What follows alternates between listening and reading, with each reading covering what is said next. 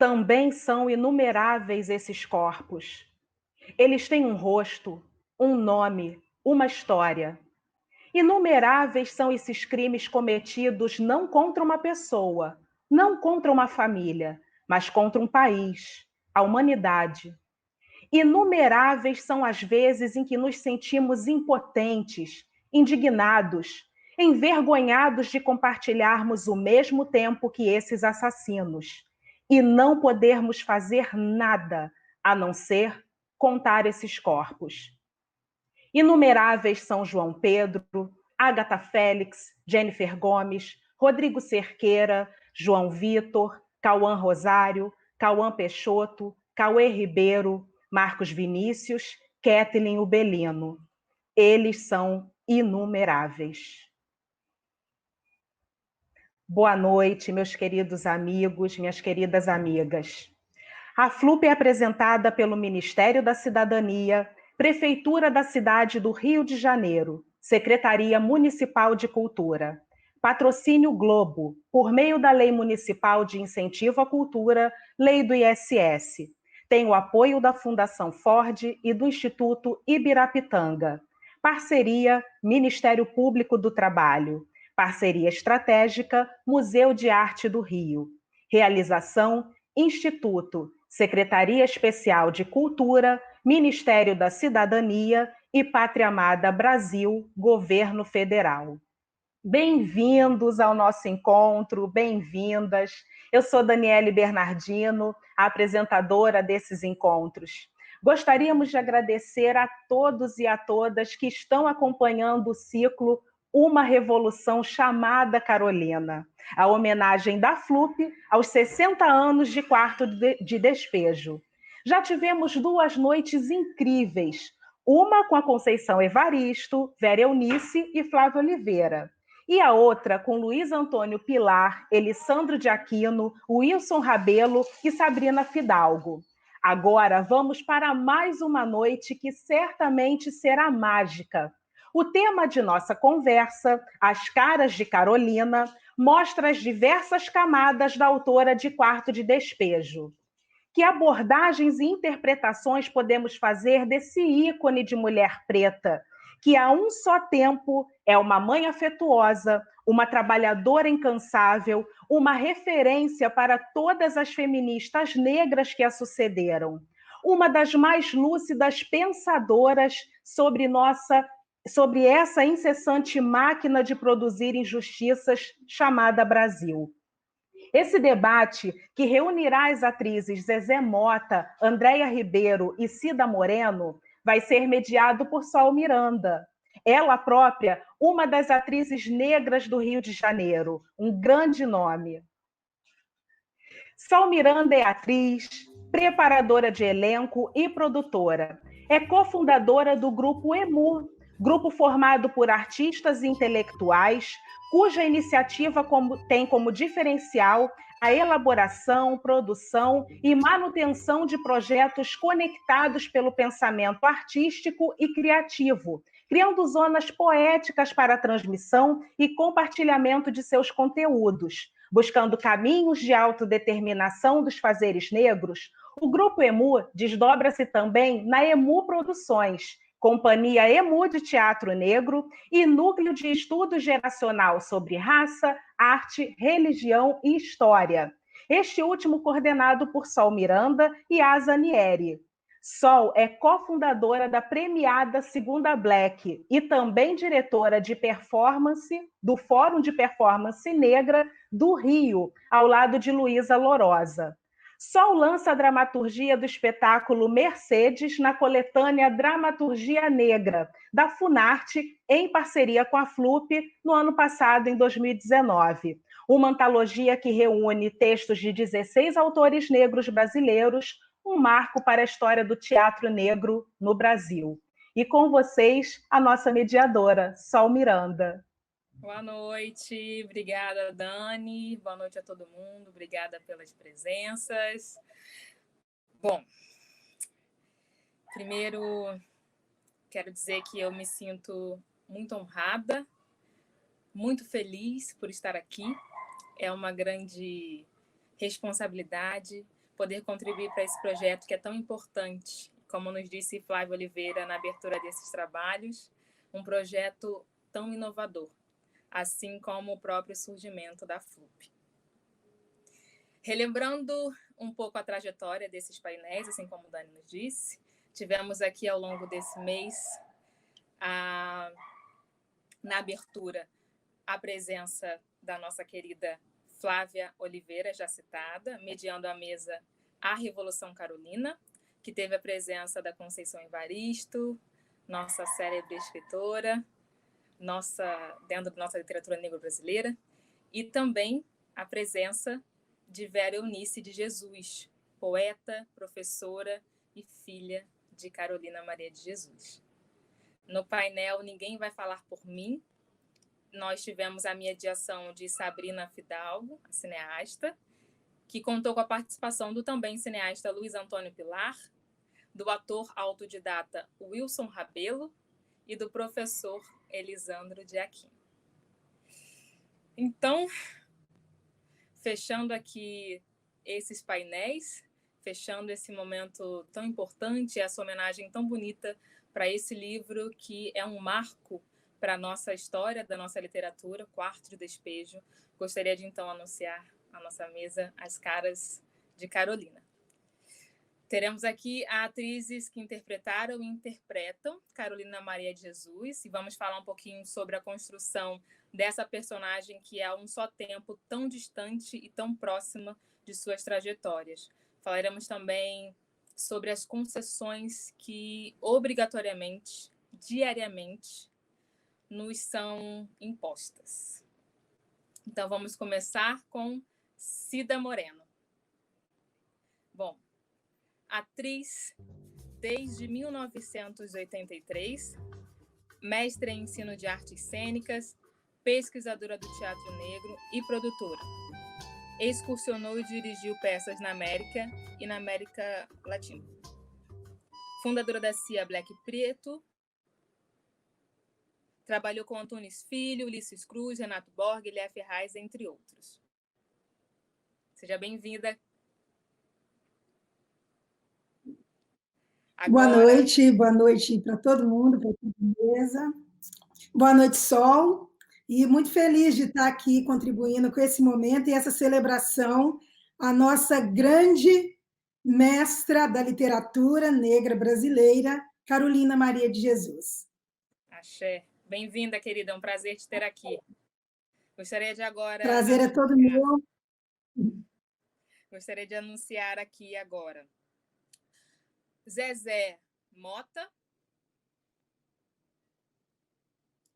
Zezé Mota. Cantora, atriz, mãe de 6 filhos, ativista, 50 anos de carreira, são 14 discos, 35 novelas e mais de 40 filmes. Impossível não se orgulhar, não apenas pelos números, mas também por sua história de luta contra o racismo. Esta é nossa querida Zezé Mota. Bem-vinda! Boa noite. É um prazer participar do programa, é uma honra. Honra nossa. E agora, nossa última convidada, e não menos importante, Andréia Ribeiro. Andréia Ribeiro, formada pela Casa das Artes de Laranjeiras, no Rio de Janeiro, bacharel em Relações Públicas, pós-graduada em Preparação Corporal nas Artes Cênicas pela Escola e Faculdade Angel Viana. Desde 2013 é atriz e produtora do espetáculo Carolina Maria de Jesus, Diário de Bitita. Seja bem-vinda, Andréia.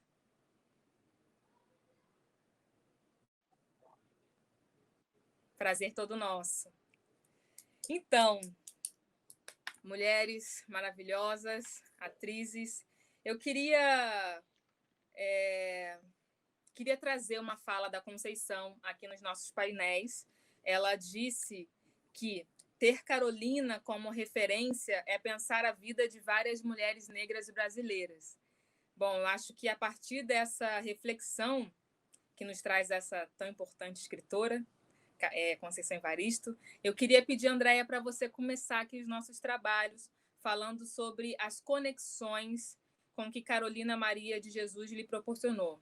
Que conexões identitárias, conexões ancestrais, esse trabalho e essa aproximação com Carolina você acabou se reencontrando ou encontrando?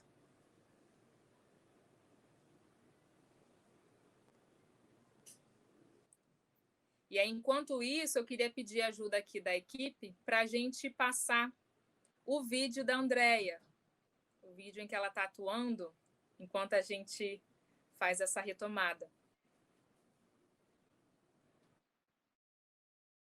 Quando os negros aprenderem a ler, não vão aceitar a coleira da humildade. Até um cão sabe rosnar e impor respeito.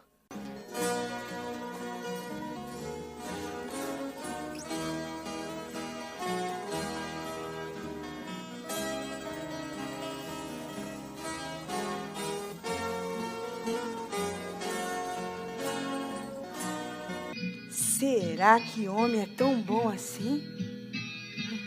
É melhor do que arroz, feijão e frango? Eu não posso ser apagada.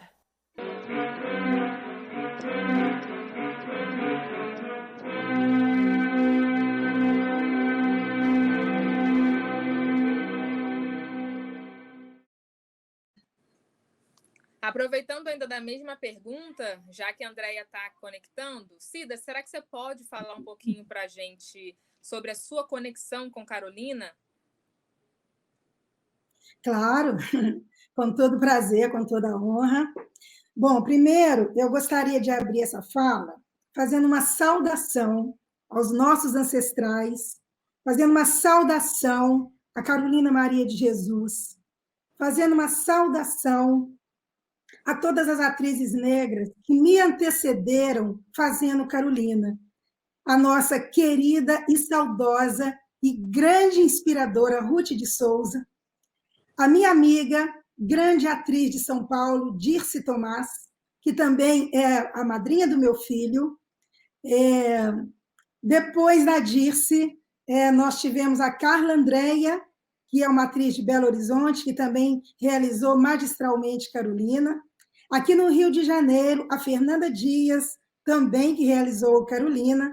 O Wilson Rabelo, que esteve no programa semana passada. E aqui na mesa, Zezé Mota, a minha musa inspiradora, e Andréia Ribeiro.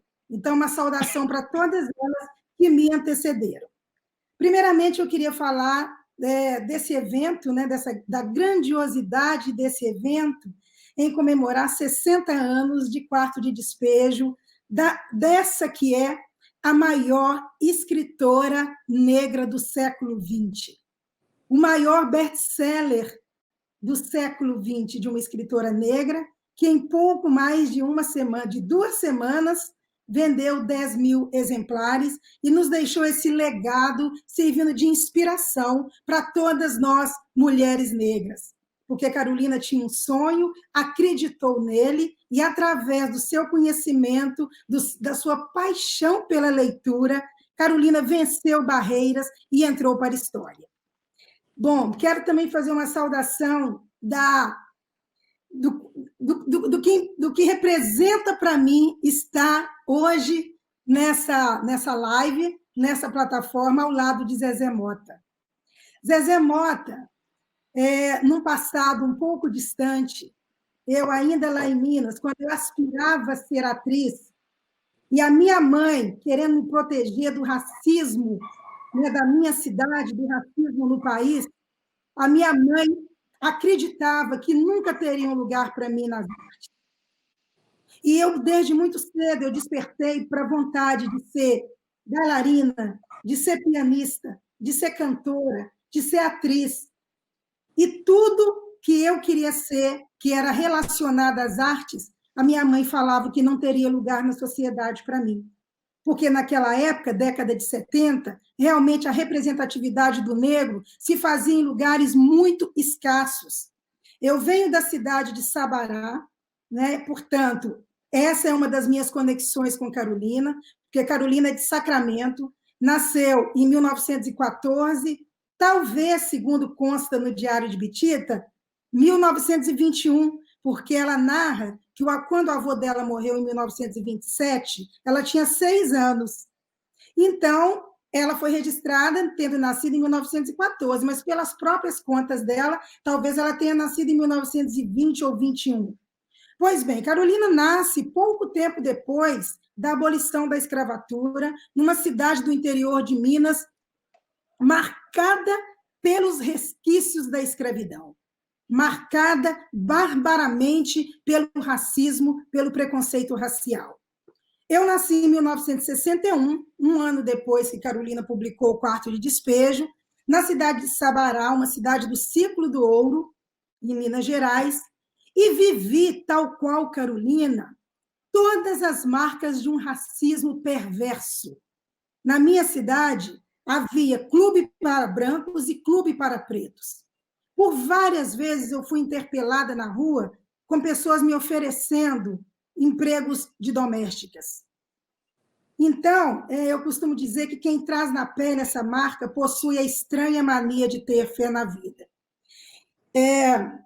E aí, quando eu estava com 15 anos e eu passando na cidade de Belo Horizonte, na porta de um cinema tradicional que tinha lá, que era o Cine Brasil, tinha uma fachada com a foto da Zezé Mota, ocupando todo o painel de um prédio de mais ou menos 20 andares. E aquilo, para mim, foi um oásis. Aquilo foi uma luz quando eu vi aquela mulher negra, linda, estampando a fachada do Cine Brasil, no meio da Avenida Afonso Pena, em Belo Horizonte. A minha cabeça fez um zoom.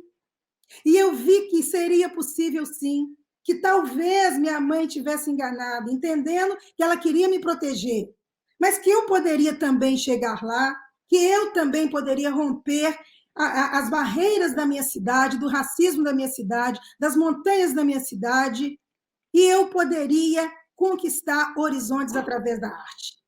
E foi assim, Zezé, inspirado em você, inspirado em Chica da Silva, que eu consegui romper não só as barreiras da minha cidade, mas as barreiras, inclusive, da minha questão identitária. Porque eu passei muitos anos da minha vida, da minha infância e da minha adolescência, querendo ser branca, querendo ter cabelo comprido, cobrando da minha mãe por que ela não tinha casado com um homem branco, porque talvez eu nasceria branca. Mas por que isso, né? É muito fácil de entender. Se até hoje o racismo nas escolas públicas, nas periferias, nas escolas tradicionais de classe média ainda é tão perverso, então como cobrar de uma criança na década de 70 não querer ser branca? Então, assim, isso só para abrir minha fala, né? Eu precisava de fazer essa exaltação e esse agradecimento por estar aqui hoje ao lado de Zezé Mota. Né? Então, assim, eu rompi a barreira da minha cidade e hoje eu estou aqui fazendo parte ao lado da atriz e nossa grande inspiradora e cantora e militante e uma mulher negra incrível que é Zezé Mota. Bom, e aí eu vou tentar ser breve para não pegar o tempo de todo mundo, né? Onde que se deu a minha conexão com Carolina? Eu nunca tinha pensado na minha vida em interpretar Carolina Maria de Jesus. Então, o que me fez fazer Carolina foi um chamado ancestral. Eu costumo dizer que Carolina que me escolheu. Carolina que me selecionou para que eu desse corpo e voz à sua pessoa, à sua personagem, à mulher Carolina ou à escritora Carolina. E por que eu posso dizer categoricamente que Carolina me escreveu? Quando o projeto chegou nas minhas mãos, né, através do Elisandro de Aquino, que esteve aqui na semana passada, o projeto já existia há 4 anos, que ele começou, né, na labuta de conseguir colocar o espetáculo em cena, e a primeira atriz que o Elisandro pensou para interpretar a Carolina, foi a Zezé Mota, há 4 anos atrás, quando ele começou o projeto. Quando saiu o dinheiro, né, mais ou menos depois que passou esse tempo todo, que ele conseguiu, então, o recurso, a Zezé Mota não pôde fazer, porque ela estava com um contrato numa emissora e teve que abrir mão do projeto. Ele, então, começou uma peregrinação atrás de outras atrizes. Uma delas foi a Vilma Mello, a grande Vilma Mello, minha amiga, prêmio Shell, primeira atriz negra a ganhar um prêmio Shell, depois de tantos anos da edição desse prêmio. A Vilma Mello, então, foi convidada e queria fazer o espetáculo, porque era um projeto da vida dela. Então, ela ficou retendo aquele projeto nas mãos, né, alimentando aquela possibilidade até o último momento, quando, por fim, a agenda dela não conciliou e ela teve que abrir mão. Aí depois veio a Isabel Filardes, que também iria fazer, que queria fazer, mas aí entrou num projeto muito grandioso, que para ela, na época, era talvez mais, como que eu posso dizer? Mais interessante, aquilo que bateu para ela mais também, de imediato, né? e ela, então... Oi? Não deu para Como? coincidir também, né? Não deu para coincidir os dois Não deu projetos. para coincidir, exatamente. A Isabel também abriu mão do projeto. E aí chamaram a Kátia Costa. A Kátia Costa é a minha preparadora corporal, a nossa grande mãe do axé, mãe de todas nós atrizes negras, e a Kátia quase fez. Se a produção tivesse ligado para ela, talvez 2 horas antes, a Kátia Costa teria podido fazer o papel. Mas aí ela também não pôde fazer, e eis que o Elisandro meio que aflito, porque já estava chegando a data de estreia do espetáculo, já tinha todo o corpo, direção, produção, figurino, tinha tudo, tinha o teatro, tinha a data, só não tinha atriz. E eis que o Elisandro liga, então, para o nosso grande irmão Rodrigo França, pedindo uma lista de atrizes que ele pudesse indicar para estar, então, concorrendo a fazer a Carolina. E o Rodrigo, então, disse para ele, eu vou te apresentar uma atriz, a Cida Morena. Bom, eis que o Elisandro me liga, eu estava no meu local de trabalho, eu sou professora de escola pública lá em Nova Iguaçu, sou professora de artes, trabalhava nessa época a 60 quilômetros de distância da minha casa, não costumava deixar o celular ligado, e nesse dia que o Elisandro ligou, por acaso, eu vi o celular tocando, atendi, e era o Elisandro me fazendo o convite. Na hora eu fiquei meio atordoada, não entendi muito bem o que ele queria, depois que ele falou, eu perguntei para ele, mas você quer o que de mim? Ele falou, eu quero que você seja a atriz do monólogo Carolina Maria de Jesus. Bom, falei, tá, tudo bem, mas também não dei muita importância na hora. Não conheci o Isaac, não conheci o Elisandro, não conhecia ninguém. Resumindo, o que eu quero dizer é que eu não movi uma palha para fazer o espetáculo Carolina Maria de Jesus.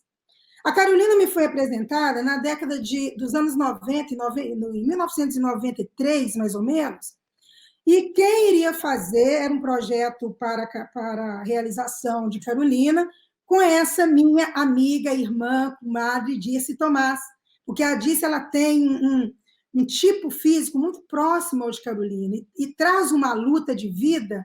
Construiu a casa dela junto com o pedreiro, na cidade de Embu, uma mulher que concilia a vida artística com a sobrevivência. Então, na minha cabeça, a Dirce fazendo Carolina, estava tudo muito certo. Por isso, eu nunca tinha passado pela minha cabeça a possibilidade de fazer Carolina. Mas uma vez que Carolina chegou na minha mão, eu me apresentei, então, para a equipe. Eles todos estavam muito tensos, porque não me conheciam, não sabia se ia dar certo, o tempo estava se esgotando, e se não desse certo, eles iam ter que sair de novo no encalço de outra atriz, né? Mas eis que, segundo o Elisandro e o Isaac Bernard, quando eu fiz a primeira leitura lá na mesa, com toda a equipe, eles olharam um para o outro e respiraram. O Elisandro depois me confessou que ele ficou muito impactado, porque eu trazia na voz uma coisa de uma aspereza que tinha a ver com o universo da Carolina. E aí, claro, que eu contei muitas histórias, né, da minha vida, da minha batalha, da minha luta. E quando acabei a leitura, perguntei, então, se eles iam me ligar, né, o que ia acontecer. Eles, não, já vamos marcar a escala de ensaios.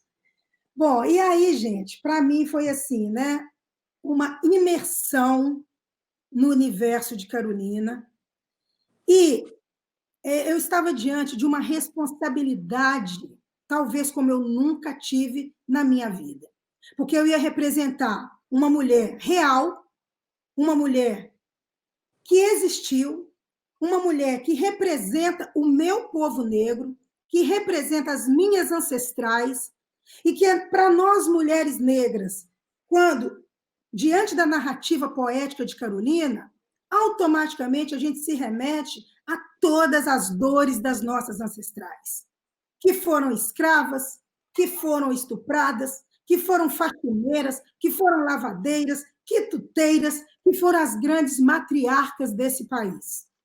Então, é aí que tem a minha interseção com Carolina.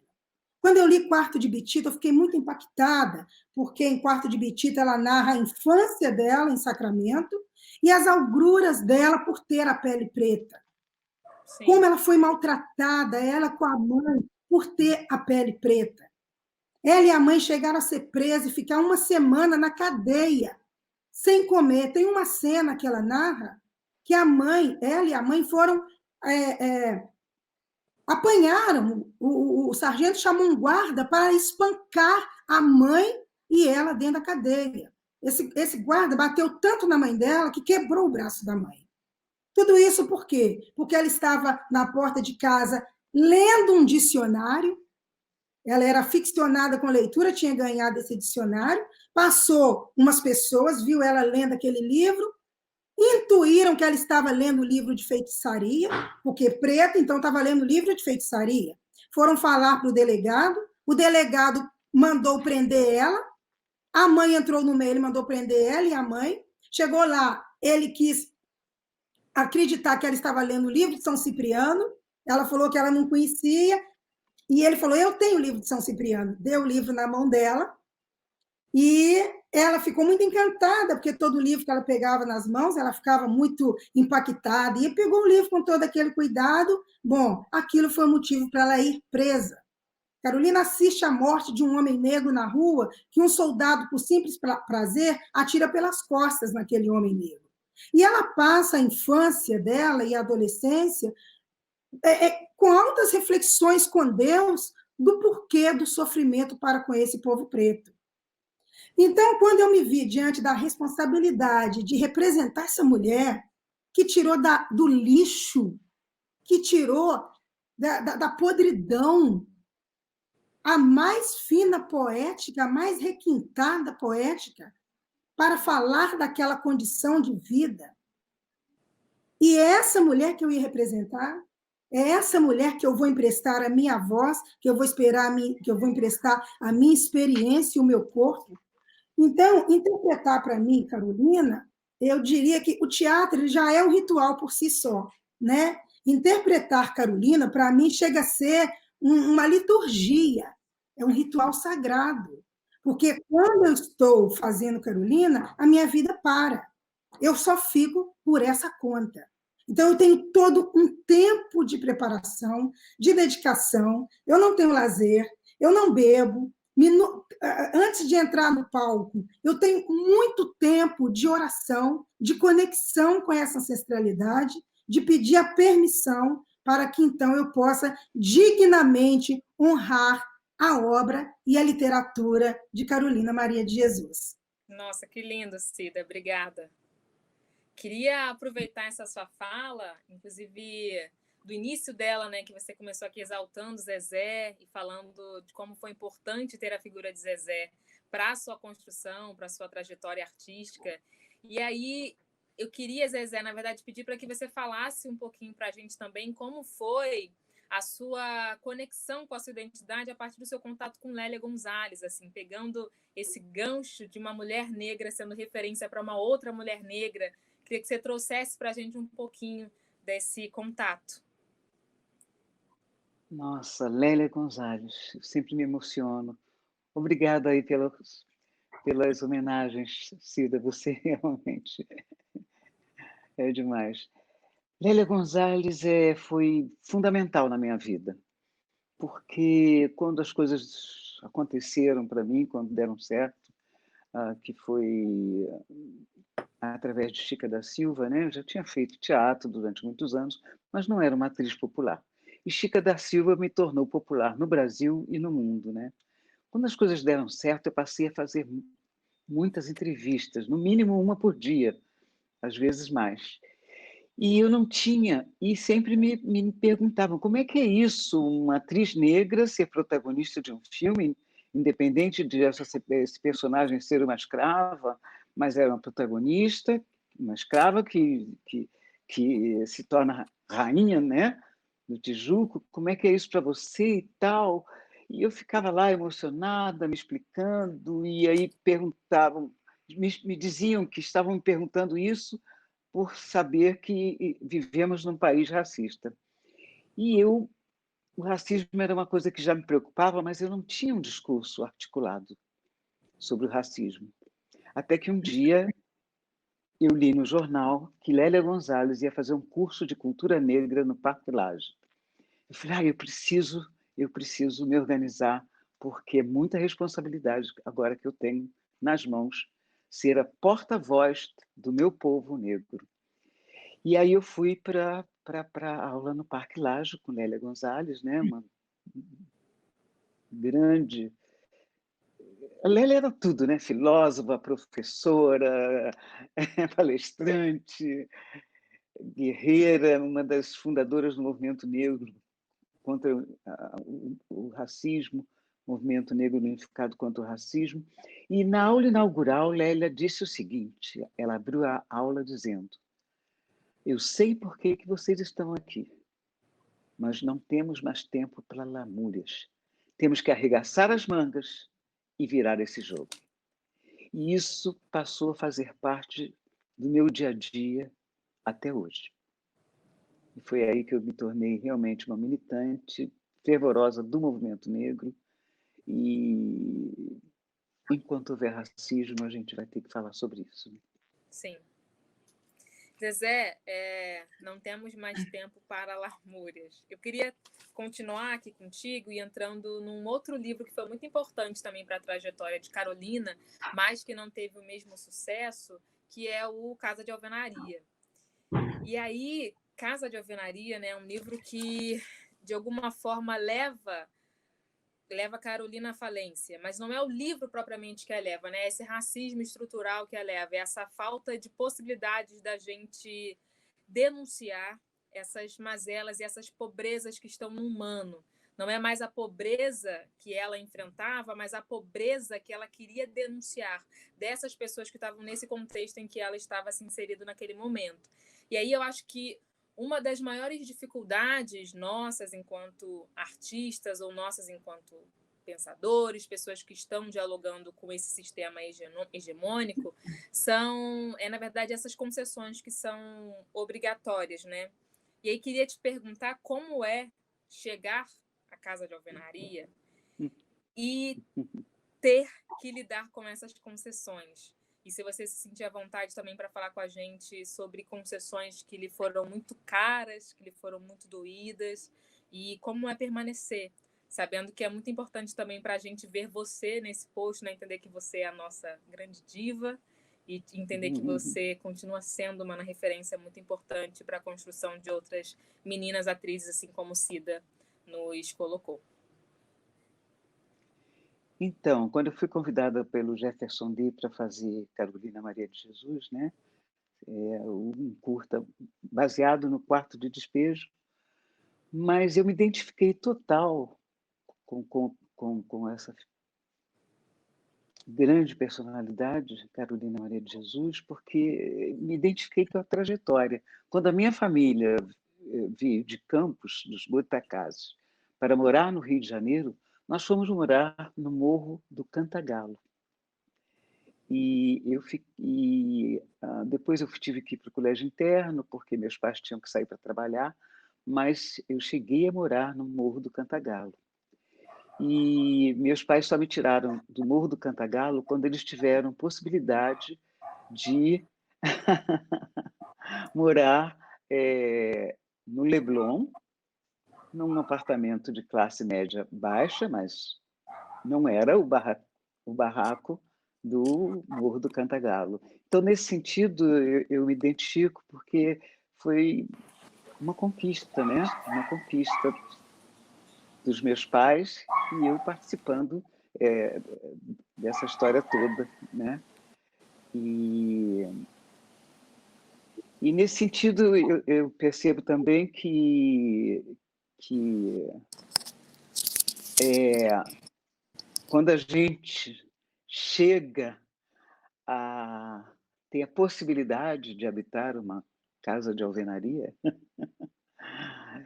as coisas mudam um pouco, as relações mudam um pouco, porque, como nossa saudosa Lélia dizia, né? Ela escreveu um livro chamado Lugar de Negro.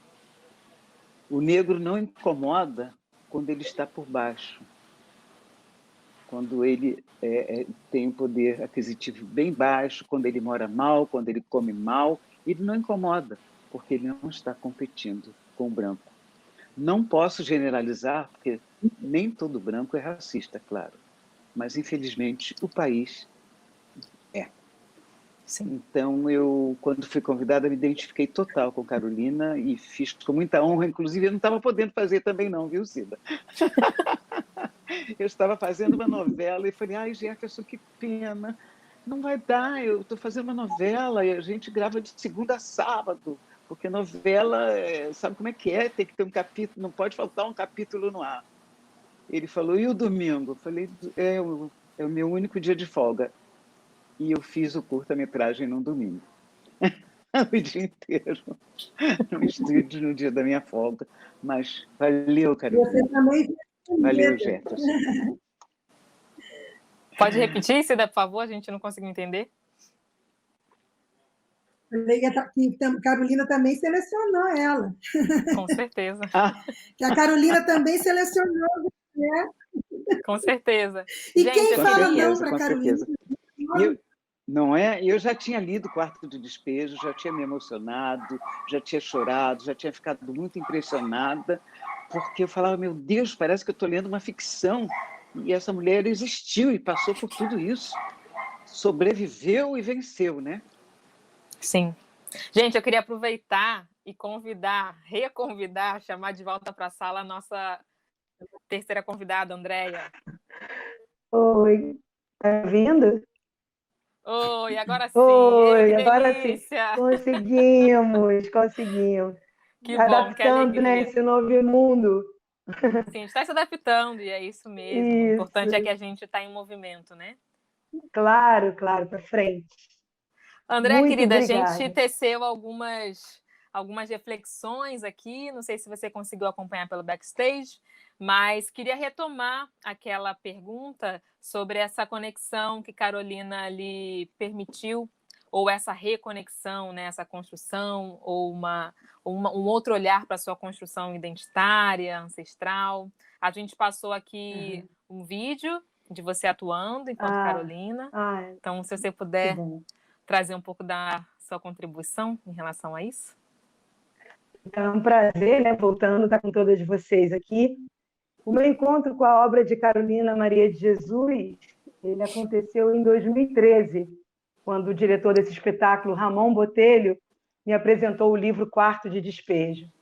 Eu fiquei assim... Eu costumo dizer que os projetos, né, que os livros, acabam, de alguma forma, procurando a gente também, né? Então, eu li esse livro, em algum momento ele ficou guardado em mim. Em seguida, um outro amigo, Gilberto Neves, de Uberlândia, me apresentou o livro Diário de Bitita, que é esse aqui, que são as lembranças de Carolina da infância. E aí começou a fazer todo sentido para mim, e nós começamos, eu, Gabriela Calainho e Ramon Botelho, começamos a buscar quem era essa menina Carolina Maria de Jesus, a Bitita, né? Quem eram as referências para construir essa identidade, né? E aí o livro Diário de Bitita já nos apontava para a importância do avô, né, que era o ancestral, que era o grande Sócrates africano, que ela falava. Ele dizia que quando vocês entrarem para a escola, estudem com devoção. Então, esse homem, ele trazia toda uma tradição oral para dentro daquela casa. Aí tinha as madrinhas, tinha o oficial de justiça, seu Manuel Nogueira, que lia jornal para os negros analfabetos, tinha a professora, a dona Lonita Solvina, um papel fundamental já ela na fase adulta, o médico primeiro médico que fez uma primeira cirurgia de transplante de coração, Dr. Zerbini, que nas horas de folga de Carolina, ele permitia que ela ficasse na biblioteca, então, da sua casa. Então, a gente foi construindo quem era essa menina, quais eram as referências dela. E, ao mesmo tempo, tinha eu, Andréia, mulher negra, né, de pele clara, sempre buscando qual era o local onde eu me encontrava racialmente na sociedade, vendo as opressões que eu vivia também, o racismo que eu sofria também, mas sempre tendo o dever, né, com o meu dever principal, que era de lembrar que nesse país, quanto mais negro você é, mais racismo você sofre. Então, eu tive que entender qual era o lugar que Carolina partia, porque não é, nós somos mulheres, mas nós não partimos do mesmo local, né? Ela partia de uma outra realidade. Então, eu fui buscar os meus ancestrais, né? Marisete Ribeiro Soares, que também foi uma mulher solo, foi uma chefe de família que durante muito tempo criou eu e meu irmão, também veio de Campos de Goytacazes, né? Minha avó, que trabalhava na roça. Então, essas mulheres foram compondo a minha existência para eu poder conseguir achar o caminho para encontrar a Carolina Maria de Jesus. E esses não silenciamentos é que me tornou uma pessoa mais capaz. Carolina realmente é uma revolução. Eu acho que o tema desse encontro aqui da gente é maravilhoso. Ela foi uma revolução na minha vida e hoje eu me encontro uma mulher muito mais forte por conta dessa conexão com os meus ancestrais, com as mulheres da minha vida. Axé. Que lindo. Axé. Tem uma coisa muito bonita que você fala, que é essa possibilidade de olhar, né, para as nossas mazelas, olhar para essas violências que em algum determinado momento a gente pode não perceber, entendendo até dentro desse contexto de um racismo velado, né? Acho que ter Sim. a oportunidade de, a partir desse contato com obras como essa que Carolina nos traz, poder identificar essas questões sociais é realmente uma revolução, é realmente muito poderoso, né?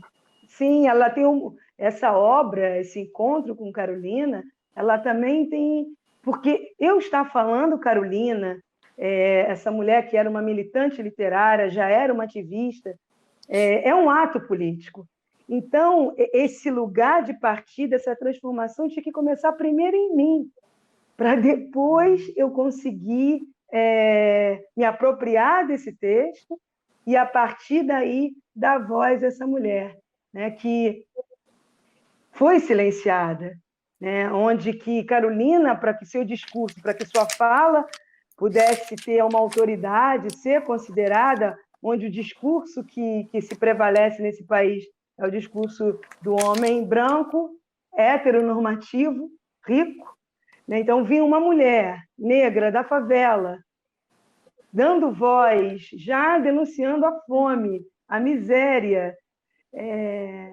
A revolução tinha que começar em mim primeiro. E esse encontro com Carolina, para mim, como cidadã, como mulher negra, é assim, não tem palavras, né, para dizer o que isso me gratifica como ser humano também, como cidadã.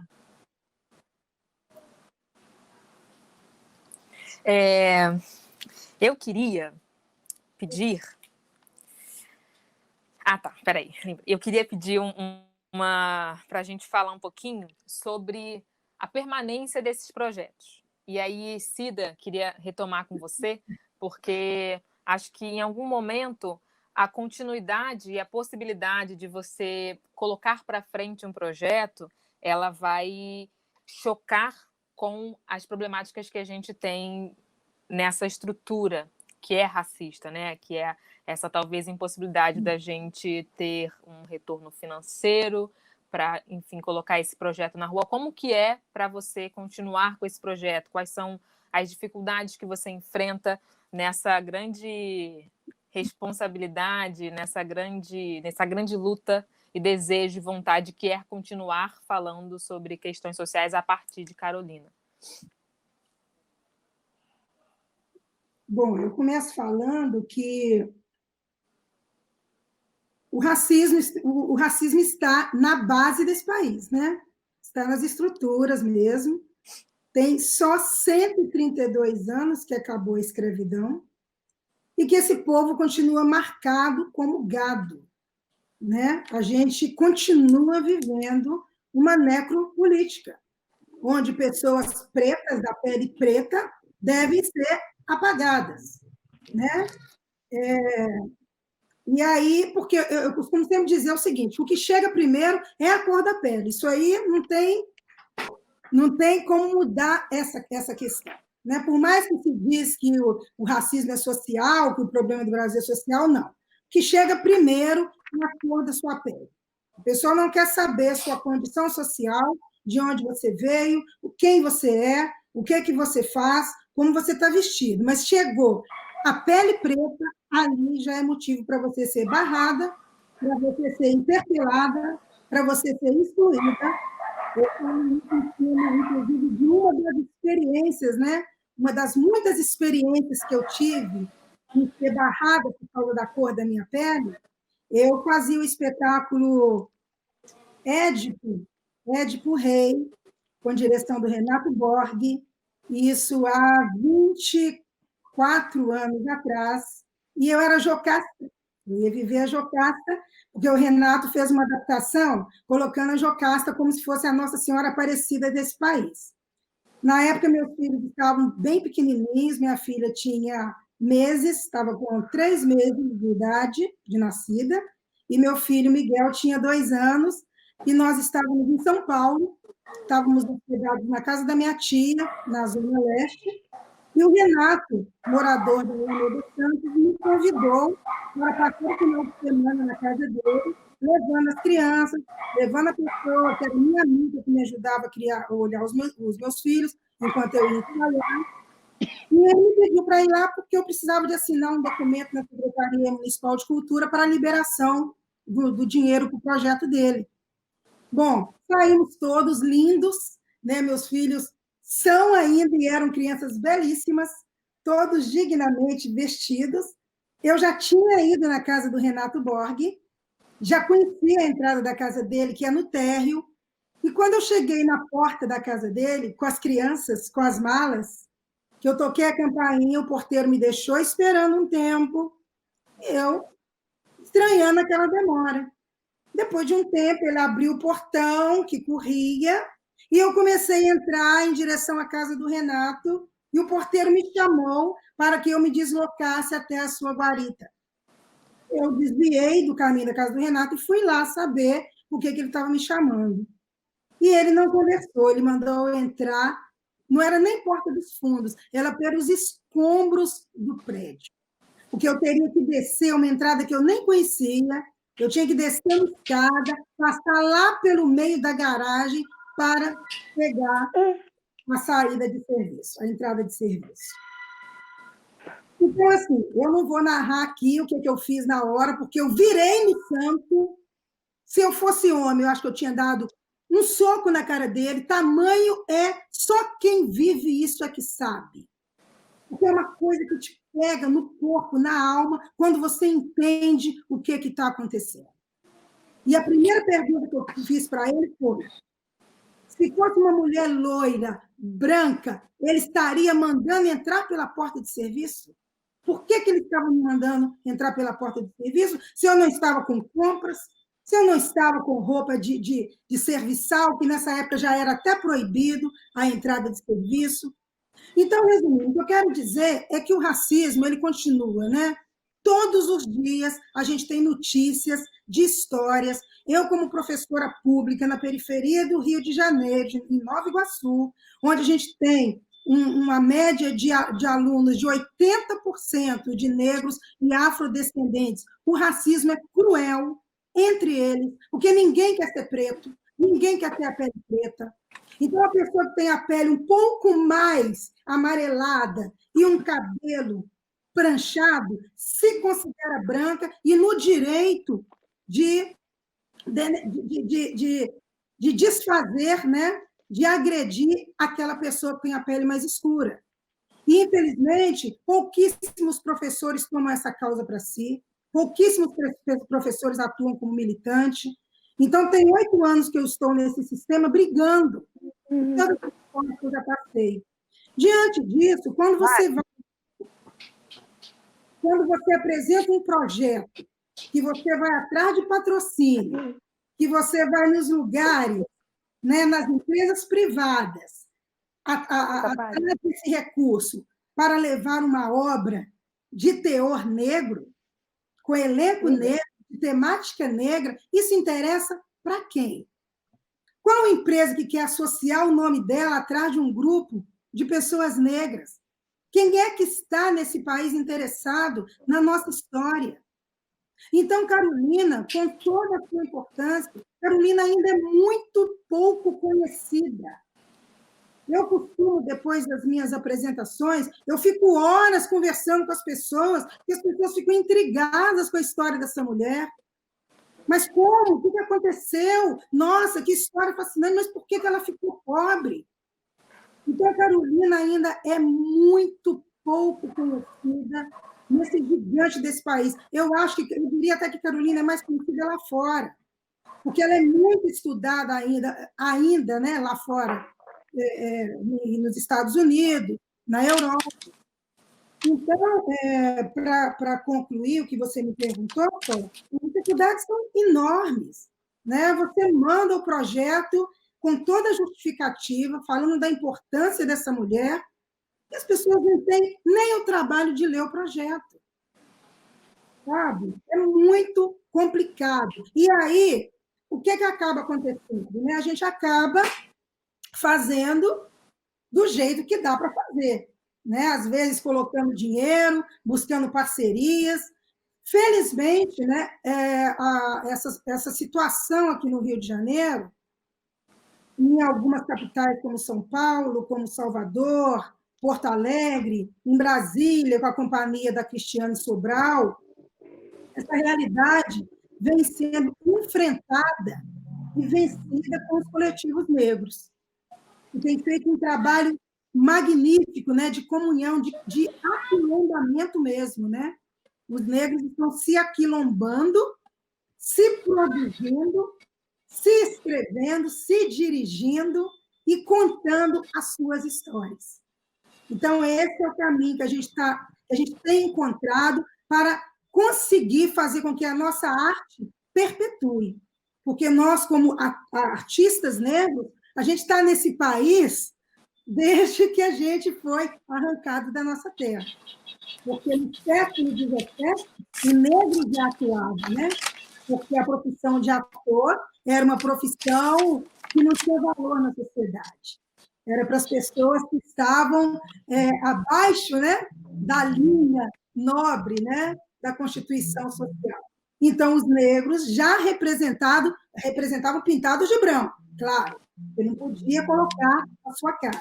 Então, a gente está aí, através dos nossos rituais, das congadas, das festas populares, e agora, no século XXI, as dificuldades continuam, mas a gente, nesse processo fica aqui. E aquilombamento, a gente continua fazendo a nossa arte valer. Perfeito, obrigada, Cida. Zezé, a gente foi direto para a casa de alvenaria, a gente passou um pouquinho ali pela construção da sua personagem Quarto de Despejo, inspirada em Quarto de Despejo, e eu queria pedir para a gente retomar e falar um pouquinho desse processo de criação para você. Quando você interpretou Carolina, você estava num outro momento, né, da sua construção, um momento bem diferente do momento em que você estava quando fez Chica da Silva. Queria que você falasse para a gente um pouquinho sobre essa recepção, sobre como é chegar essa outra vida nesse corpo que também já tinha enfrentado as suas questões, que ainda enfrenta, obviamente, as suas questões. Como é que foi essa construção de personagem? Foi nesse domingo? Como é que foi esse processo? Olha, como eu já havia dito, quando eu li Quarto de Despejo, eu falei, gente, Parece ficção, mas não é. Como é que pode essa história ser real? Essa pessoa existiu e passou por tudo isso. E eu queria reafirmar o que a Cida falou, que eu fiquei indignada de saber que essa pessoa, que é tese de doutorado na Europa, nos Estados Unidos, enfim, no mundo, né? E que o livro foi para foi para 17 países. Mais de 40, não desculpa. ser... O quê? Foi para mais de 40 países, é? É um grande marco, Segundo né? Joel Filho, 80. Né? Pois é, mas eu li na minha adolescência, então estou desatualizada. Mas eu fico muito impressionada dela ser tese de doutorado em tantos países, né, no mundo, e não ser conhecida no país onde ela nasceu.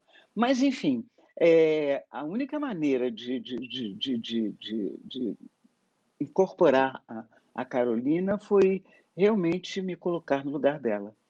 Eu confesso que essa noite, na véspera da filmagem, não dormi, só pensando, sabe, com aquelas memórias do livro Quarto de Despejo e do próprio roteiro do Jefferson Lee, para entrar em cena sofrida, doída.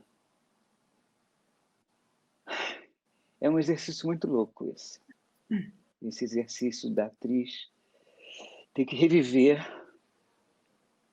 Tem uma característica personagem específica tão que, sim, que você... Desculpa. É porque quem tem prazer, quem teve o prazer de assistir a vocês três, a Andréa teve um probleminha, teve que sair da sala, mas já retorna de novo. A gente vê três Carolinas bem distintas, assim. A gente vê três construções que se aproximam, mas que estão em formatos bem distantes, assim, até mesmo por conta das conexões que vocês já falaram aqui pra gente. E aí, Zezé, queria te perguntar se tem uma característica específica dessa Carolina, que são tantas, a qual você tenha se apegado para essa construção de personagem. Olha, no final das contas, quando a gente faz uma retrospectiva, somos todas Carolinas, fomos todas Carolinas, eu estou falando, fomos nós que já conseguimos habitar uma casa de alvenaria, mas antes fomos. Eu me lembro muito bem da minha mãe, que faleceu há pouco tempo, mas que foi uma exímia, antigamente falava modista, hoje é estilista. Mas eu me lembro da mamãe ter ido fazer a entrega de uma roupa na casa da madame, e a madame não está, e ela não se paga, e ela catar os restos da geladeira e fazer uma sopa de entulho, e a gente tinha que se contentar com aquela sopa, só que antigamente havia aquele hábito de tomar a sopa e depois uma refeição. Então, essa incerteza, por exemplo, o fato de ter morado no Morro do Cantagalo, de ter ido para o colégio interno, porque meus pais precisavam trabalhar, o fato da minha mãe não ter certeza se no dia seguinte... Meu pai era músico, que é uma profissão também muito incerta no país, né? O fato de não ter certeza do que comer no dia seguinte, eu tive que fazer esse trabalho mesmo de retrospectiva e para encarnar com muita emoção esse personagem que até hoje me emociona e que foi uma honra ter interpretado. Obrigada. Queria continuar aqui e trazer um outro ponto aqui para o nosso debate, que é um cafuné. Mas antes de trazer o cafuné, na verdade, eu vou pedir para a Andréia falar para a gente um pouquinho como foi a recepção do projeto na Alemanha. A sua última circulação, né, passou pela Alemanha. E aí, como é que foi esse processo de recepção? num país estrangeiro, mas que não é estrangeiro às questões do racismo, porque o racismo, ele, assim como já foi dito aqui, ele não dita nem só o Brasil, ele dita o mundo, né? O racismo, ele estrutura o mundo. Então, como é que foi? Então, falando um pouquinho, né, voltando só um pouquinho, como a gente chegou no projeto e conseguiu levantar esse espetáculo, porque eu e Ramon, que foi o meu parceiro, que é meu amigo desde a escola de teatro, Ramon Botelho, diretor desse espetáculo, a gente entendeu rapidamente que a gente estava diante de uma da maior representante da literatura feminina negra desse país. E como é que a gente ia conseguir levantar esse espetáculo, né? Então, começou um trabalho da gente começar a se encontrar, ler textos, separar os textos. Foi um processo muito assim, muito gratificante, muito fortalecedor, porque foi um processo muito colaborativo. Eu, Ramon, Gabriela Calaim, nós íamos lendo os textos, íamos separando, íamos entregando isso para o Ramon, e ele, sabiamente, com todo o talento dele, foi costurando esse roteiro, como eu falei anteriormente, alinhavando essa criança, essa menina curiosa. Eu costumo dizer que Carolina venceu não pelas oportunidades, mas pela força, pela garra, pela curiosidade que ela tinha diante da vida. E, ao mesmo tempo, em paralelo, tentando, né, como todo mundo, escrever o seu projeto, enquadrar numa lei de incentivo e buscando patrocínio nas grandes empresas. E não conseguimos. E aí, o que a gente fez foi se mobilizar a gente mesmo para levantar o espetáculo. E é muito forte, cruel você perceber que você chega realmente numa empresa e ninguém ouviu falar sobre Carolina Maria de Jesus. Isso é estarrecedor. E o caminho que a gente construiu na Alemanha foi através de uma postagem. Carolina hoje está traduzida em 16 idiomas, vendida em mais de 40 países. E eu fiz uma postagem na página de Carolina, a postagem da capa do livro dela em alemão. E, a partir daí, uma pessoa lá da Alemanha, da cidade de Augsburg, chamada Alexandra Magalhães Zener, que aí começou uma sororidade linda, sabe? Mulheres se ajudando, compartilhando, fazendo movimento, entendendo que era importante, sim, levar a voz de Carolina Maria de Jesus para a Alemanha. O Instituto Moreira Salles também contribuiu, acreditando, porque nós temos um filme, um documentário em alemão de Carolina Maria de Jesus. Eu tive a honra e a oportunidade de ter a parceria do Instituto Moreira Salles e levar também para lá. E foi uma recepção belíssima, porque aconteceu esse grupo de mulheres, esse círculo, e movimentando, e a coisa dando certo. Alexandra Magalhães Zener lá no Sarau da Paz, nós fomos convidada pelo Mês Internacional da Mulher. Depois seguimos para Frankfurt, que foi um grupo de brasileiras também, que moram na Alemanha e mantêm viva a cultura negra. E é importante se falar também o que está se fazendo, reverberar, a gente contar que também tem pessoas tentando manter essas vozes vivas, tentando romper esses silenciamentos, sabe? Credibilizando a voz de Carolina Maria de Jesus e tantas outras. E foi incrível. A voz de Carolina Maria de Jesus, a obra de Carolina Maria de Jesus tem um lugar universal, porque o que Carolina fala é atemporal. É isso. Eita, essa foto. Esse foi um dos momentos de construção do espetáculo, né? Foi um momento belíssimo, porque eu tentei construir esse espetáculo de uma forma muito, muito respeitosa, com muita calma. Eu fui a Sacramento, eu visitei a escola de Carolina Maria de Jesus, eu tive um contato com a dona Ruth de Souza, que foi dirigida pelo Amir Haddad, e ela me contou várias histórias de Carolina Maria de Jesus. Então, eu tenho essa foto emblemática, né, que é a dona Ruth de Souza amarrando o lenço em mim, porque tem uma foto anterior a essa, que era Carolina amarrando em dona Ruth de Souza. como se permitindo... Muito bonita essa imagem, né? Passando o bastão. E eu tenho o privilégio de ter colocado minha cabeça no colo de Dona Ruth de Souza, ouvido seus conselhos, e uma mulher também. Se a gente está aqui hoje porque tiveram essas mulheres, sabe? Que entregou para a gente esse lugar de que é possível, que é possível, que a nossa luta é necessária e a gente tem que se fortalecer nesse lugar. Obrigada. Então, eu queria trazer um pouquinho aqui do nosso Cafuné. Cafuné na Cena Preta, é um projeto muito bonito da Cida. E, bom, tem uma frase que é muito linda da Carolina, que é: eu não tenho força física, mas minhas palavras ferem. Então, Cida, como é para você hoje esse processo de elaboração escrita? Onde está essa força desse cafuné na Cena Preta?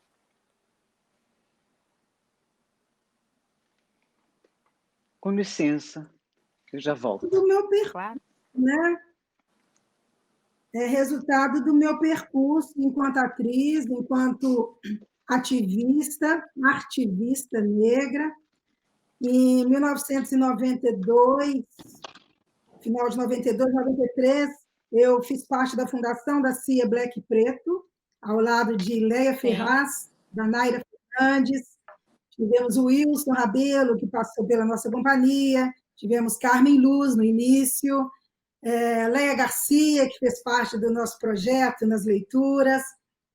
Porque no início da década de 90, a gente já estava nessa insatisfação, né, de querer um teatro onde a gente pudesse contar as nossas histórias, né, e não que as pessoas escolhessem, né, os nossos papéis, ou que a gente ficasse esperando quando tivesse um papel que pedisse um artista negro.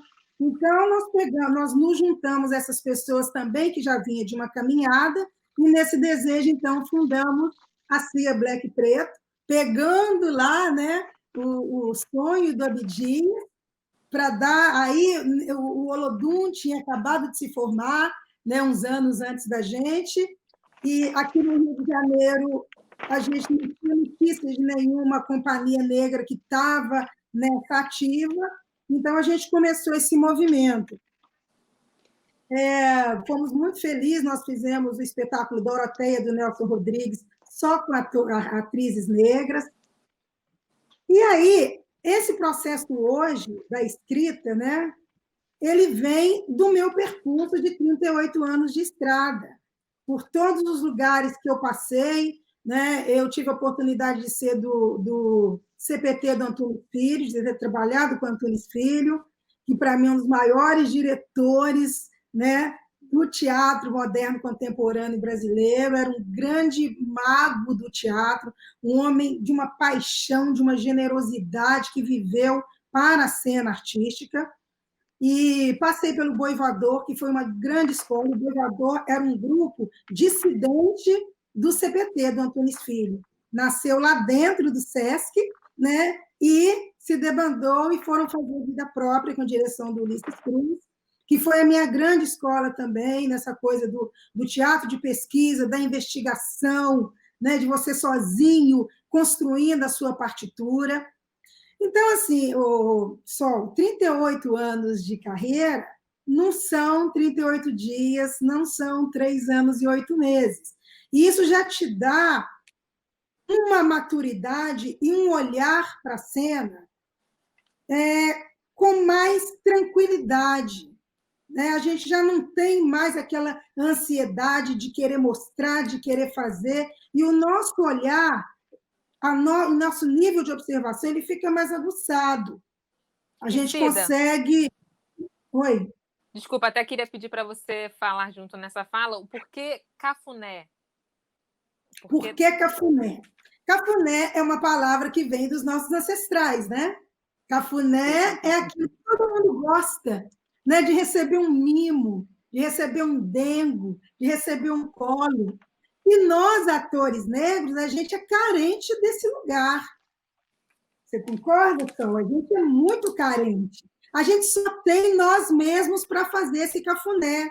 Porque o olhar do branco, do eurocêntrico, né, o olhar hegemônico das artes no Brasil, eles não têm esse tempo para estar fazendo cafuné na gente, não. Eles só gostam, só utilizam da nossa mão de obra no momento que eles precisam. Eles não têm tempo para cuidar de você. Né? Quando a gente vai fazer televisão, que é aquele corre-corre, você tem que chegar lá e é salve-se quem puder. Se você se garantir na hora do gravando, maravilha. Se você souber se posicionar na câmera, ótimo, porque você não vai ter ninguém para ficar te dirigindo, para falar que você está fora da luz, que aquela fala não está na intenção certa. E em teatro, o que acontece? Com raríssimas exceções, a gente tem uma crítica especializada que vai assistir nossos espetáculos, porque eles não estão interessados nas nossas histórias. Então, eles vêm nos ver quando o espetáculo faz muito sucesso, né? Quando ele chama muita atenção, quando ele lota a casa. Por exemplo, aí eu vou citar o Oboró, né? Que foi um fenômeno. Um espetáculo belíssimo, premiado, merecidamente. E aí, quando causa essa comoção que vai se multiplicando boca a boca, aí eles se dão ao trabalho de se deslocar, né, lá do seu universo, porque isso aí, o Rio de Janeiro é uma cidade partida mesmo, tem Zona Sul e Zona Norte. Para as pessoas da Zona Sul, do lado de cá, é tudo muito longe, e a nossa arte também não causa interesse. Então, diante desse apanhado, né, que eu fui fazendo em relação até aos meus próprios trabalhos, e diante do que eu estava vendo acontecer na cena negra, eu saía completamente impactada com os espetáculos, com o nível técnico dos espetáculos, com a estética, com o público, com a casa lotada de uma plateia negra, negros belíssimos, né, formadores de opinião, universitários, né, e todos assim, bem, como diz Carolina. Carolina tem uma fala, quando ela fala, igual a Mira Haddad, quando ela vai assistir o espetáculo do Amir, ela fala bem vestidos, né?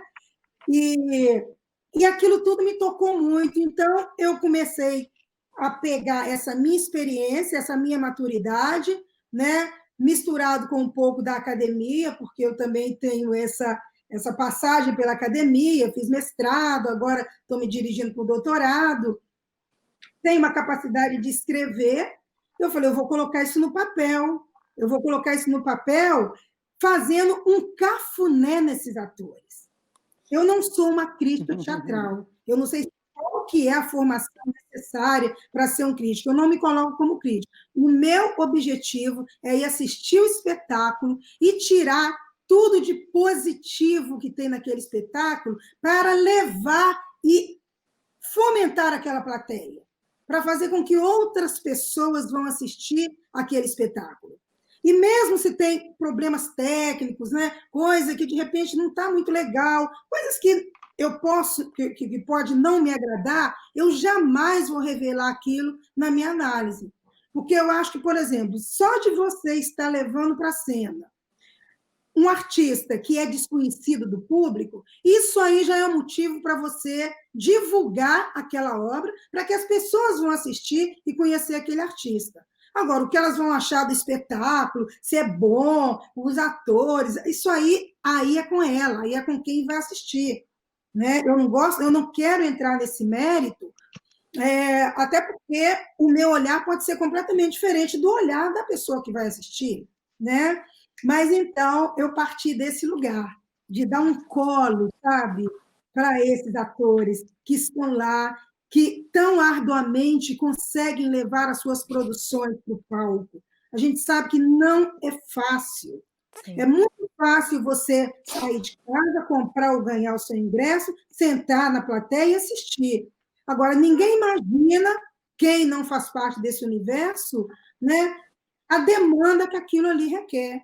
E aí, para chegar um crítico, sabe? Que não entende da nossa história, que não entende do nosso universo, e chega ali e quer fazer uma análise, sabe? Considerando que determinadas coisas é mimimi, que de novo vem esses atores negros reclamando. Olha, e se for mimimi, é mimimi sim. Se a gente quiser fazer um espetáculo só reclamando de racismo, a gente pode fazer, porque até hoje eles não entenderam. Eles não entenderam que o racismo está aí cotidianamente nas nossas vidas, que a gente é excluído, sabe, dos grandes espaços da sociedade. É só você olhar. Aí eu parto de uma fala da Elisa Lucinda, que ela fala o seguinte: como é que pode você chegar em determinados espaços, ter só branco e você achar que isso é normal? Você entrar num restaurante bacana, só tem branco. Aí você chega, senta e acha que isso é normal. Num país com mais da metade da população de negros e afrodescendentes, como é que isso pode ser normal? Então, eu parto desse princípio. Se o espetáculo de uma companhia negra, de uma estética negra, quiser só reclamar, eu vou lá e vou aplaudir, porque eles estão no direito deles. Sabe, a gente demorou muito tempo para poder falar nesse país. Tem muito pouco tempo que a gente fala, que a gente tem voz. E aí eu vou, só para terminar minha fala, só, nessa minha trajetória, quantas companhias eu passei, sabe, lá na década de 80, nos grupos que eu passei de companhias brancas, sabe, que o racismo estava ali presente, sabe? E eu, talvez na minha imaturidade, né, ouvi, achava estranho, mas eu queria fazer, eu queria estar ali, né, eu queria participar, eu queria atuar. Então, quantas coisas eu ouvi que hoje eu penso, cara, eu jamais, se fosse hoje, eu ia ouvir aquilo que eu ouvi de tal diretor. Então, por quê? Porque até há pouco tempo atrás, a gente não tinha voz, a gente não tinha espaço. Se quisesse fazer, era naquelas condições. Então, hoje, que a gente está organizado, sabe, que os negros estão adquirindo voz, graças às cotas. Por que hoje a gente tem essa plateia repleta dessa juventude negra, linda e empoderada? Isso é resultado das cotas, que deu acesso à universidade para que esse negro desenvolvesse a sua capacidade de pensar e de se colocar nesse país, com os seus direitos, sabe? Que achou um lugar para ele. Em 93, quando a gente fez o Black e Preto, a gente não conseguiu formar uma plateia negra. Porque o negro, naquela época, ainda achava que o teatro era um espaço elitizado. Então, a gente não tinha uma plateia preta. Então, para terminar, Cafuné na Cena é uma página que eu tenho, que eu construí. Cida Moreno comenta, Cafuné na Cena Preta. O objetivo é só esse, é lustrar o ego dos nossos artistas e incentivá-los a produzir cada vez mais. É isso.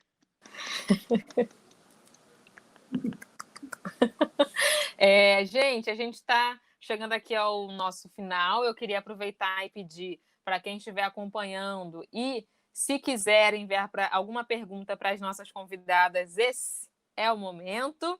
E, enquanto isso, eu gostaria de pedir que vocês, ilustríssimas, maravilhosas, rainhas, por favor, enchessem um pouquinho essa noite de poesia, enchessem um pouquinho os nossos corações com um cafuné online, com esse cafuné que vem dessas palavras, desses corações. Se vocês puderem trazer trechos de Carolina para a gente agora, ou trechos que venham na memória, ou se quiserem ler, queria pedir esse presente para a gente, além dessa conversa maravilhosa que está sendo com vocês. Posso começar? Quem começa? Coisa que eu acho... Vai começar, Zezé? Tem um trecho do Quarto de Despejo que eu acho muito divertido, quando Carolina diz assim: tenho simpatia pelo presidente, eu acho que ele é bem intencionado, eu acho que ele está conduzindo bem o país, mas é tão estranho ter um presidente que eu não sei pronunciar o sobrenome dele. E era Juscelino Kubitschek.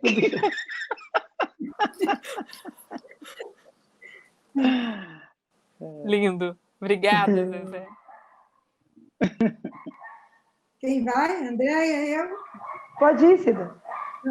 Eu vou falar esse texto aqui, que eu acho é muito sublime e resume bem a Maria de Jesus já no fim da sua vida. O meu sonho é viver 100 anos para ler todos os livros do mundo. Livro é a única coisa que eu mais gosto depois de Deus. Eu tenho a impressão que a vida é igual a um livro. Só depois de ter lido é que sabemos o que encerra. E nós, quando estamos no fim da vida, é que sabemos como a vida decorreu. A minha, até aqui, tem sido preta. Preta é a minha pele. E preto é o lugar onde eu moro. Mas, de vez em quando, tudo muda e eu recebo presentes. Eu dormi e tive um sonho maravilhoso. Eu sonhei que eu era um anjo. Meu vestido era amplo, mangas longas, cor-de-rosa. E eu ia da terra ao céu, pegava as estrelas na mão para contemplá-las, conversar com as estrelas. Elas organizaram um espetáculo grandioso para homenagear-me. Dançavam ao meu redor e formavam um risco luminoso.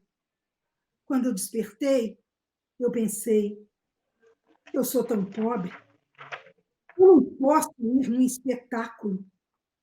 Por isso, Deus envia-me estes sonhos deslumbrantes para minha alma dolorida. Ao Deus que me protege, eu envio os meus agradecimentos. Que lindo! Que lindo. Posso contar só mais uma historinha? Por Só mais uma favor. historinha. A Ruth de Souza, que eu saiba, foi a primeira atriz, né, a interpretar Maria Carolina de Jesus. E aí ela foi assistir ao espetáculo. E daí a produção e os diretores estavam na maior expectativa sobre o que ela teria achado, né, de Ruth de Souza interpretando a vida dela. Ela disse, eu gostei, mas eu não entendi por que vocês chamaram ela se eu estou viva. Eu podia ter feito. Eu podia ter feito a minha própria vida. Maravilhoso. Achei tão bonitinho. É lindo. Lindo, lindo. Então, a minha fala é: o livro é a melhor invenção do homem. Se não fosse por intermédio dos livros, eu teria me transviado, porque passei a vida mesclada com marginais. Todos têm um ideal. O meu é gostar de ler. Todo dia eu escrevo. Quando eu não tenho o que comer, ao invés de eu xingar ou pensar na morte, eu escrevo. Por mais que seja de boa qualidade a borracha, o papel vai sempre guardar o relevo das letras escritas. Nossa, demais. Não. Ninguém vai apagar as palavras que eu escrevi. Assim como as palavras, as pessoas que as escrevem não podem ser apagadas. Eu sou uma cidadã negra brasileira. Eu não posso ser apagada. Carolina Maria de Jesus. Lindo. É isso. Lindo, lindo. Meus amores, queria pedir então para a gente fazer aqui as nossas considerações finais. Vou, enfim, deixar a palavra com vocês, agradecer muito pela presença, dizer que foi uma noite incrível, foi um papo super bacana, super gostoso, me sinto extremamente honrada, novamente digo, de poder mediar essa mesa. Então, por favor, considerações finais. Vamos começar com Cida, por favor. Bom, eu agradeço imensamente a FLUP por essa oportunidade rara essa oportunidade tão especial. E de tudo a gente tem que tirar o aspecto positivo, né? A gente está nessa quarentena, está sendo tão cruel para todos nós, mas também está sendo um momento para a gente repensar, para a gente se reinventar. E a FLUP conseguiu se reinventar e está fazendo esse evento brilhante, onde as pessoas estão em casa, estão comparecendo, estão assistindo, estão conhecendo a obra de Carolina Maria de Jesus, coisa que talvez presencialmente elas não fariam. Então, muito obrigada à organização fantástica da FLUP por esse convite. Obrigada ao meu querido Elisandro de Aquino pelo convite para Viver Carolina. Se não fosse você, eu continuaria sem querer interpretar Carolina. Obrigado, meu diretor amado, Isaac Bernard, que não é um diretor, é um anjo que os deuses colocou na minha vida. E obrigada a vocês, mulheres negras, que me inspiram, cada uma com as suas histórias. A minha mãe, que continua viva, forte, sábia, inteligente, lúcida e que é minha grande inspiração. Um beijo para minha mãe, Dona Iese, e para todas as mulheres negras desse Brasil. Obrigada, Andréia. Então, eu também quero agradecer profundamente a oportunidade, o momento de estar dividindo essa mesa digital com vocês, Zezé Mota, que, volto a falar, é uma referência, para mim é uma honra muito grande, Cida Moreno, meu muito obrigada. Eu quero agradecer ao Ramon Botelho, que confiou em mim, que me apresentou a obra de Carolina Maria de Jesus, que investiu nesse projeto, que me deu as mãos e seguimos em frente. Quero agradecer a Gabriela Calainho, minha parceira, toda a minha equipe, e eu gostaria muito de afirmar esse momento da FLUP, que é um momento tão sutil, né, para a humanidade, um momento de pandemia, esse momento que tem uma pandemia também da violência, uma pandemia moral, uma pandemia que nos assola a cada dia, vocês estarem aqui, nos dando essa oportunidade e afirmando e reafirmando a existência, apontando um farol, como Carolina faz, para esse Brasil que está por vir, que cabe a nós agora acreditar nessa coragem dessa construção. Nós, mulheres negras, nós, enquanto sociedade, acreditar que é possível, sim, entregar um Brasil melhor para os que estão por vir. Então, meu muito obrigada, toda a minha gratidão. Obrigada. Zezé. Então, eu queria parabenizar a FLU por esse projeto maravilhoso, dizer que estou me sentindo honrada de estar participando dessa discussão, e as pessoas às vezes ficam falando, ué, vocês vão ficar falando sobre isso até quando? Até quando? O racismo já foi velado. Hoje em dia, com as redes sociais, está escancarado. Então, a gente tem que combater a cada minuto. Obrigada e até breve. Obrigada. Obrigada. Um beijo, Sol. Um beijo, Cida. Um beijo, Zezé. Um beijo, Cida. Um beijo, Andréia. Um beijo. Obrigada a todo Obrigada, mundo que gente. acompanhou aqui com a gente. Sabe uma coisa que eu queria falar? Claro. Posso falar com você? Zezé, Claro. eu queria, aqui em rede pública, me solidarizar com você pela perda da sua mãe. Sabe? Eu senti muito, muito mesmo por você. Tá? E sinta todo o meu axé, o nosso axé, principalmente perder alguém nesse momento que a gente mal pode se despedir, né? Mas acho que ela viveu lindamente, né? 95 anos, com essa filha. Ai, 95 anos, graças a Deus. Viveu intensamente. E, enfim, todo o meu axé para você, sinto meu abraço mais afetuoso. Obrigada, amada. Eu estou resignada, porque ela precisava descansar mesmo, ela estava sofrendo muito. Zezé, Mas obrigada pela lembrança. Zezé, querida, todo o meu amor, eu te deixei um recadinho no seu zap, todo o meu amor nesse momento, tá bom? Que representa a mãe da gente, todo o nosso amor. Queridas, eu vou... Obrigada. Obrigada a você, Zezé.